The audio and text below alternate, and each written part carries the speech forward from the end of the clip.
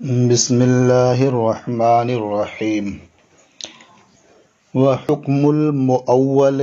وجوب العمل به مع احتمال الخطأ۔ یہ وصول الشاشی کا صفحہ نمبر 107 ہے اور کتاب کی یہ تیسری فصل ہے۔ مشترک اور مؤول میں آپ نے مشترک کی تعریف، اس کی مثال اور اس کے احکام پڑھ لیے۔ مؤول کی تعریف بھی آپ نے کل پڑھ لی۔ اب آج آپ مؤول کا حکم پڑھ رہے ہیں۔ مصنف رحمۃ اللہ تعالی علیہ فرماتے ہیں کہ مؤول کا حکم یہ ہے کہ اس پر عمل کرنا واجب ہوتا ہے احتمال خطا کے ساتھ، یعنی جو معنی غالب رائے سے راجح ہوا ہے اس معنی پر عمل کرنا واجب ہوگا، لیکن چونکہ ترجیح غالب رائے سے ہوئی ہے، ظن غالب سے ہوئی ہے، اس لیے اس میں خطا اور سہو کا احتمال باقی رہے گا۔ اس لیے کہ کوئی بھی مجتہد اجتہاد کرتا ہے تو کبھی اس سے خطا ہوتی ہے اور کبھی وہ درستی کو پا لیتا ہے۔ تو اس لیے یہ تعویل جو ہوتی ہے، جو مشترک کے بعض معانی میں سے کسی ایک معنی کو ترجیح دی جاتی ہے ظن غالب کی بنیاد پر، تو اس میں خطا کا احتمال بہر صورت باقی رہتا ہے۔ اس لیے فرماتے ہیں کہ مؤول کا حکم یہ ہے کہ اس پر عمل کرنا واجب ہوتا ہے احتمال خطا کے ساتھ۔ وحکم المؤول وجوب العمل به مع احتمال الخطا، اور مؤول کا حکم اس پر عمل کا واجب ہونا ہے احتمال خطا کے ساتھ۔ ومثالہ فی الحکمیات ما قلنا، اور مؤول کی مثال احکام شرعیہ میں وہ ہے جو ہم نے کہا۔ اذا اطلق الثمن فی البیع کان علی غالب نقد البلد وذلك بطریق التأویل ولو كانت النقود مختلفة فسد البیع لما ذکرنا۔ مثال یہ ہے کہ کسی نے بیع میں ثمن کو مطلق رکھا، یعنی مقدار بیان کر دی اور اس کی صفت بیان نہیں کی۔ مثلا یہ کہہ دیا کہ میں نے یہ چیز 15 دراہم میں خریدی۔ اب دراہم مختلف قسم کے چلتے ہیں اور کوئی زیادہ چلتا ہے اور کوئی کم چلتا ہے، کسی کا رواج زیادہ ہے کسی کا رواج کم ہے، تو مختلف قسم کے دراہم چل رہے ہیں، اس جگہ پر رائج ہیں، تو اس نے صرف یہ کہہ دیا 15 دراہم، مقدار بیان کر دی، لیکن وہ دراہم کہاں کے ہوں گے، کون سے ہوں گے، صفت بیان نہیں کی۔ تو ایسی صورت میں جو غالب نقد بلد ہے، یعنی اس شہر میں جو درہم زیادہ رائج ہے اسی پر اسے محمول کیا جائے گا اور مشتری کے ذمہ وہی درہم دینا لازم آئے گا، اور یہ غالب نقد بلد پر محمول کرنا یہ بطریق تعویل ہے۔ اب اگر نقود مالیت میں مختلف ہیں، رواج تو یکساں ہے لیکن مالیت میں مختلف ہیں، کوئی درہم زیادہ قیمت کا ہے کوئی درہم اس سے کم قیمت کا ہے، تو ایسی صورت میں بیع فاسد ہو جائے گی، اس لیے کہ یہاں جمع محال ہے، یعنی وہ درہم جو مہنگا ہے اسے بھی شامل ہے اور جو کم قیمت کا ہے اسے بھی شامل ہے، دونوں میں مشترک ہے۔ اور مشترک کے بارے میں آپ نے پڑھ لیا ہے کہ دونوں معنی مراد لینا یہ روا نہیں ہوتا ہے، جمع کرنا یہ محال ہوتا ہے۔ تو اب جمع کر نہیں سکتے، اور کسی ایک کے مراد لینے کے لیے ضروری ہے کہ اس کا کوئی ترجیح کا سبب ہو۔ تو اگر رواج زیادہ ہے اس کا تو یہ ترجیح کا سبب بن جائے گا، لیکن جب نقود مختلف ہیں اور رواج میں کوئی اختلاف نہیں، رواج یکساں ہے، تو اب نہ کوئی ترجیح کا سبب ہے اور یہاں دونوں مراد بھی نہیں لے سکتے، ترجیح کا کوئی سبب بھی نہیں ہے، اس لیے بیع فاسد ہو جائے گی۔ وَمِثَالُهُ فِي الْحُكْمِيَّاتِ، اور مؤول کی مثال احکام شرعیہ میں یہ ہے کہ اذا اطلق الثمن فی البیع، جب ثمن کو مطلق رکھے بیع میں، کان علی غالب نقد البلد، تو وہ ثمن محمول ہوگا غالب نقد بلد پر، وذالک بطریق التعویل، اور یہ غالب نقد بلد پر محمول کرنا بطریق تعویل ہے۔ وَلَوْ كَانَتِ النُّقُودُ مُخْتَلِفَةً، اور اگر نقود مالیت میں مختلف ہیں، رواج میں تو یکساں ہیں لیکن مالیت میں اختلاف ہے، فَسَدَ الْبَيْعُ، تو بیع فاسد ہو جائے گی، لما ذکرنا، اس دلیل کی بنیاد پر جو ہم ذکر کر چکے ہیں کہ جب کوئی کلمہ دو معنوں میں مشترک ہو تو دونوں معنی ایک وقت میں مراد نہیں لیا جا سکتا، تو جمع کرنا محال ہوا، اور ترجیح کا کوئی سبب نہ ہو تو کسی ایک کو راجح نہیں کیا جا سکتا، اور یہاں ترجیح کا کوئی سبب بھی نہیں چونکہ رواج دونوں کا یکساں ہے، اس لیے بیع فاسد ہو جائے گی۔ وَحَمْلُ الْأَقْرَاءِ عَلَى الْحَيْضِ، وَحَمْلُ النِّكَاحِ فِي الْآيَةِ عَلَى الْوَطْءِ، وَحَمْلُ الْكِنَايَاتِ حَالَ مُذَاكَرَةِ الطَّلَاقِ عَلَى الطَّلَاقِ مِنْ هَذَا الْقَبِيلِ۔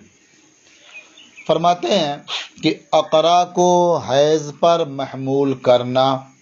یعنی احناف کے نزدیک آیت میں جو قروء ہے اسے حیض پر محمول کیا گیا، اور شوافع کے نزدیک اسے طہر پر محمول کیا گیا، تو یہ احناف کے نزدیک اقرا کو حیض پر محمول کرنا، اور نکاح کو آیت میں وطی پر محمول کرنا، یعنی جو اللہ تعالیٰ نے ارشاد فرمایا فَإِن طَلَّقَهَا فَلَا تَحِلُّ لَهُ مِن بَعْدُ حَتَّى تَنْكِحَ زَوْجًا غَيْرَهُ، تو حتیٰ تنکحہ میں تنکحہ کو وطی پر محمول کرنا، اور مذاکرہ طلاق کی حالت میں الفاظ کنایہ کو طلاق پر محمول کرنا، یہ سب اسی قبیل سے ہے، یعنی طریق تعویل کی قبیل سے ہے، یعنی سب ظن غالب کی بنیاد پر یا کسی قرینے کی بنیاد پر، کسی دلیل کی بنیاد پر ایک معنی مراد لے لیا جا رہا ہے لیکن دوسرے معنی کا احتمال باقی ہے۔ اسی لیے بعض ائمہ نے قروء سے حیض مراد لیا اور بعض نے طہر مراد لیا، تو اگر دوسرے معنی کا سرے سے احتمال ہی نہیں ہوتا تو پھر ائمہ اسے مراد ہی نہیں لیتے، تو یہ سب تعویل کی قبیل سے ہیں۔ الفاظ کنایہ جیسے بائن ہے، جس کا معنی ہوتا ہے فرقت، جدائیگی، اور بائن کا معنی ظہور بھی ہوتا ہے، تو اب کسی ایک معنی پر محمول کرنے کے لیے کوئی قرینہ چاہیے، تو جو جدائیگی والا معنی ہے، طلاق والا معنی ہے، اگر اس سے پہلے طلاق کا تذکرہ ہو رہا تھا اور اس وقت اس نے ایسی بات کہی تو اس صورت میں اسے طلاق پر محمول کیا جائے گا، کیونکہ مذاکرہ طلاق یہ قرینہ ہے کہ جو کنایہ لفظ کنایہ وہ استعمال کر رہا ہے وہ اسی کے لیے۔ وَعَلَى هَذَا قُلْنَا الدَّيْنُ الْمَانِعُ مِنَ الزَّكَاةِ يُصْرَفُ إِلَىٰ أَيْسَرِ الْمَالَيْنِ قَضَاءً لِلدَّيْنِ، اور اسی بنیاد پر ہم نے کہا، یعنی جب یہ بات سمجھ میں آ گئی کہ جب کسی لفظ میں دو معنوں کا احتمال ہو تو کسی ایک معنی کو مراد لینے کے لیے کوئی دلیل اور کوئی قرینہ چاہیے، تو اس بنیاد پر ہم یہ کہتے ہیں کہ جو دین مانع زکوٰۃ ہے اسے دین ادا کرنے کے لحاظ سے جس مال سے دین ادا کرنا زیادہ آسان ہو اسی کی طرف پھیر دیا جائے گا۔ مثال کے طور پر ایک آدمی کے پاس 50,000 روپے نقد ہیں اور اس کے پاس 50,000 روپے کا تجارت کا مال ہے اور اس کے پاس 50,000 روپے کا کوئی اور سامان ہے رکھا ہوا ہے جو اس کی ضرورت سے فاضل ہے، تو اب ظاہر ہے کہ ان تینوں میں سے جو قرض ادا کرنا وہ زیادہ آسان ہے نقد سے۔ تو اب اس کے اوپر 50,000 روپے کا قرض ہے کسی کا، تو یہ 50,000 روپے کدھر میں پھیرا جائے گا؟ نقد کی طرف، کیونکہ نقد سے اسے ادا کرنا زیادہ آسان ہے۔ تو جو دین مانع زکوٰۃ ہے اسے قرض ادا کرنے کے لحاظ سے دو مالوں میں جو زیادہ آسان ہو اسی طرف پھیر دیا جائے گا۔ اسے آسان لفظوں میں یوں سمجھ سکتے ہیں کہ ایک آدمی کے پاس 50,000 روپے نقد موجود ہیں جو نصاب کی مقدار کو پہنچ جاتے ہیں، اور اس کے پاس 40 بکریوں کا ایک نصاب ہے، اس میں بھی زکوٰۃ اس پر لازم ہے، اور اس کے پاس پراپرٹی بھی ہے جس میں زکوٰۃ لازم ہوتی ہے۔ تو اب 50,000 روپے قرض ہے، تو ظاہر ہے کہ قرض ادا کرنا جو نقد روپے اس کے پاس ہیں یہ اس سے آسان ہے، اس لیے اسے نقد روپے کی طرف پھیر دیا جائے گا اور زکوٰۃ ان روپے میں نہیں ہوگی کیونکہ یہ دین میں مستغرق ہیں۔ رہی بکریاں تو وہ نصاب کامل ہے تو اس میں زکوٰۃ دینی ہوگی اسے۔ تو اس بنیاد پر ہم نے فرمایا الدین المانع من الزکوٰۃ یصرف الی ایسر المالین قضاء للدین، جو دین مانع زکوٰۃ ہے اسے دین ادا کرنے کے لحاظ سے دو مالوں میں آسان کی طرف پھیر دیا جائے گا۔ وفرع محمد رحمہ اللہ علی ھذا فقال، اور امام محمد رحمۃ اللہ تعالی علیہ نے اس پر تفریع کی تو ارشاد فرمایا، یعنی دین مانع کو ایسر مالین کی طرف پھیر دیا جائے گا، اس پر امام محمد رحمۃ اللہ علیہ نے تفریع کی اور فرمایا اذا تزوج امرأة علی نصاب وَلَهُ نِصَابٌ مِّنَ الْغَنَمِ وَنِصَابٌ مِّنَ الدَّرَاهِمِ يُصْرَفُ الدَّيْنُ إِلَى الدَّرَاهِمِ، جب مرد کسی خاتون سے ایک نصاب پر نکاح کرے، یعنی مرد نے کسی عورت سے نکاح کیا اور مہر میں ایک نصاب رکھا، کا ایک نصاب مہر رہے گا، نصاب کس چیز کا ہوگا یہ بیان نہیں کیا، یعنی جو زکوٰۃ کے لیے نصاب ہے ان میں سے ایک نصاب مہر ہے۔ اب نصاب یہ جانوروں کا ہے یا نقد کا ہے یہ سب بیان نہیں کیا، صرف یہ کہا کہ ایک نصاب پر، زکوٰۃ کا جو نصاب ہوتا ہے ایک نصاب پر نکاح کیا، اور اس کے پاس بکریوں کا نصاب بھی ہے، دراہم کا نصاب بھی ہے، یعنی 40 بکریاں اس کے پاس موجود ہیں، ایک نصاب ہے، 200 دراہم اس کے پاس موجود ہیں، یہ بھی ایک نصاب ہے۔ تو اب اس صورت میں دین کو دراہم کی طرف پھیر دیا جائے گا، اس لیے کہ مہر ادا کرنا یہ دراہم سے یہ زیادہ آسان ہے بنسبت بکریوں کے۔ تو اب اگر دونوں پر حولان حول ہو چکا ہو، 1 سال پورا ہو چکا ہو، تو امام محمد رحمۃ اللہ علیہ کے نزدیک بکریوں کے نصاب میں زکوٰۃ واجب ہوگی اور دراہم میں زکوٰۃ واجب نہیں ہوگی۔ کیوں؟ اس لیے کہ دراہم یہ دین سے مستغرق ہیں، انہیں دین ادا کرنے کے لیے طے کر لیا گیا ہے، اور بکریوں کا نصاب یہ فارغ ہے۔ وفرع محمد رحمہ اللہ علی ھذا فقال، اور امام محمد رحمۃ اللہ علیہ نے اس پر تفریع کی ہے تو ارشاد فرمایا کہ جب کوئی مرد کسی خاتون سے ایک نصاب پر نکاح کر لے وَلَهُ نِصَابٌ مِّنَ الْغَنَمِ وَنِصَابٌ مِّنَ الدَّرَاهِمِ، اور اس کے پاس بکریوں کا ایک نصاب ہے اور دراہم کا ایک نصاب ہے، یُصْرَفُ الدَّيْنُ إِلَى الدَّرَاهِمِ، تو دین کو یعنی جو دین مہر ہے اسے دراہم کی طرف پھیر دیا جائے گا، حَتَّى لَوْ حَالَ عَلَيْهِمُ الْحَوْلُ تَجِبُ الزَّكَاةُ عِنْدَهُ فِي نِصَابِ الْغَنَمِ، یہاں تک کہ اگر ان دونوں پر یعنی دراہم اور بکریوں پر حولان حول ہو گیا، ایک سال پورا ہو گیا، تجب الزکوٰۃ عنده فی نصاب الغنم، تو ان کے نزدیک نصاب غنم میں بکریوں کے نصاب میں زکوٰۃ واجب ہوگی اور دراہم میں زکوٰۃ واجب نہیں ہوگی۔ وَلَوْ تَرَجَّحَ بَعْضُ وُجُوهِ الْمُشْتَرَكِ بِبَيَانٍ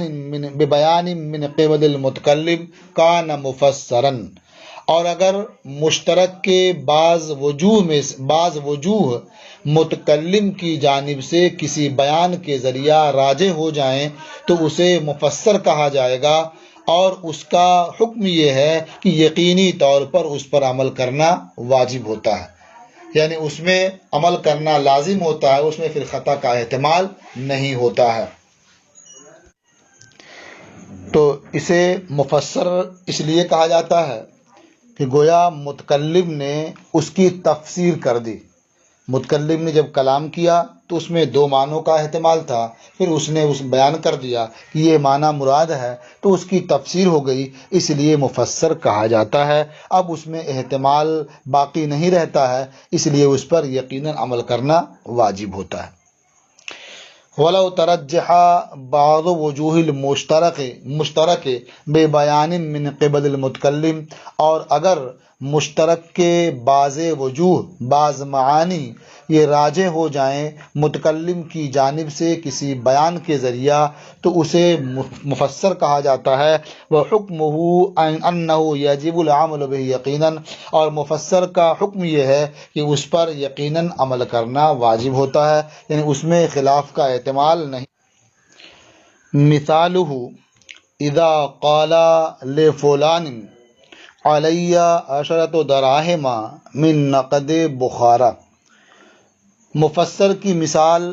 یہ ہے کہ جب کوئی مرد کہے کہ فلاں کے مجھ پر 10 دراہم ہیں نقد بخارا سے، تو جب یہ کہا تھا کہ فلاں کے مجھ پر 10 دراہم ہیں تو اس میں احتمال تھا یہ 10 دراہم بخارا کے بھی ہو سکتے ہیں، کسی اور جگہ کے بھی ہو سکتے ہیں، احتمال تھا۔ لیکن جب اس نے کہہ دیا من نقد بخارا تو یہ اس کی تفسیر ہو گئی، اب اس میں کوئی احتمال نہیں رہ گیا کہ یہ دراہم بخارا کے نہیں بلکہ کہیں اور کے ہوں، اس کا احتمال نہیں رہ گیا۔ تو اس کی مثال یعنی مفسر کی مثال، جب مرد کہے کہ فلاں کے مجھ پر 10 دراہم ہیں یا فلاں کے میرے ذمہ 10 دراہم ہیں نقد بخارا کے، فَقَوْلُهُ مِن نَقَدِ بُخَارَى تَفْسِيرٌ لَهُ، تو اقرار کرنے والے کا قول، اقرار کرنے والے کا من نقد بخارا کہنا یہ دراہم کی تفسیر ہے۔ فَلَوْلَا ذَلِكَ لَكَانَ مُنصَرِفًا إِلَى غَالِبِ نَقْدِ الْبَلَدِ بِطَرِيقِ التَّأْوِيلِ، تو اگر اقرار کرنے والے کا یہ قول نہ ہوتا یعنی من نقد بخارا وہ نہ کہتا بلکہ صرف یہ کہتا علیہ عشرۃ دراہم کہ مجھ پر 10 دراہم ہے، تو وہ پھر جاتا غالب نقد بلد کی طرف، یعنی اس شہر میں جو دراہم زیادہ رائج ہوتے اس سے وہی دراہم مراد لیے جاتے۔ لیکن جب من نقد بخارا اس نے کہہ دیا تو اب یہ سب احتمال ختم ہو گیا اور نقد بخارا کی تعین ہو گئی۔ فلولا ذالک، تو اگر اقرار کرنے والے کا قول من نقد بخارا نہ ہوتا لکان منصرفا الی غالب نقد البلد، تو وہ قول یعنی وہ دراہم غالب نقد بلد کی طرف پھر جاتے، اس سے وہی مراد لیے جاتے بطریق تعویل۔ وَيَتَرَجَّحُ الْمُفَسَّرُ، تو مفسر کو ترجیح ہوگی فلا یجب نقد البلد، تو نقد بلد واجب نہیں ہوگا، یعنی جو مقر ہے اس پر نقد بلد واجب نہیں ہوگا بلکہ نقد بخارا ہی واجب ہوگا۔ تو یہ گفتگو تھی مؤول کی اس کا حکم بھی آپ نے سن لیا اور اس کی مثالیں بھی آپ نے سماعت کر لیں اور اس پر بعض تفریعات بھی آپ نے سن لیں، اور اس طرح سے مشترک اور مؤول کی بحث بھی ختم ہوئی۔ اب انشاءاللہ آپ کل اس کی چوتھی فصل حقیقت اور مجاز کے بیان میں ہے، وہ آپ سماعت کریں گے۔